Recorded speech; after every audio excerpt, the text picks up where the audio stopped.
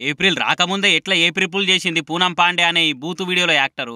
Cervical cancer తోటి పూనం పాండే పుట్టుక్కుమన్నదని నేను ఇన్స్టాలో పోస్ట్ పెట్టిన ఆ మేనేజరు. అది చూసి అందరు అయ్యో ఎంత పనే పాయే అని మస్తుగా రిప్పు కామెంట్లు పెట్టిర్రు. చాలా మంది సర్వైకల్ క్యాన్సర్ అంటే ఏంది అని నెట్లే ఎంకులాడిర్రు. సెలబ్రిటీలు అందరు రిప్పు అని ట్వీటిర్రు. అయితే తెల్లారు అంత తూచ్ నేనేం పుట్టుకుమనలేదు అని వీడియో బయటకిడిసింది పూనం పాండే. సర్వైకల్ క్యాన్సర్ అనే దాని గురించి అందరికి తెలవాలనే ఇట్లా నేను పోయినట్టు పోస్ట్ పెట్టినా, దాని గురించి అందరు మాట్లాడుకునేటట్టు చేసినా, అందరికి అవగాహన కోసమే చచ్చిపోయినట్టు నమ్మిచ్చినా గానీ వేరే ఉద్దేశం ఏం లేదు. మీరు హట్ అయితే ఐఎమ్ సారీ అనుకుంటే వీడియో బయటకి ఇడిచింది. గమ్మత్తున్నవమ్మా పూనము.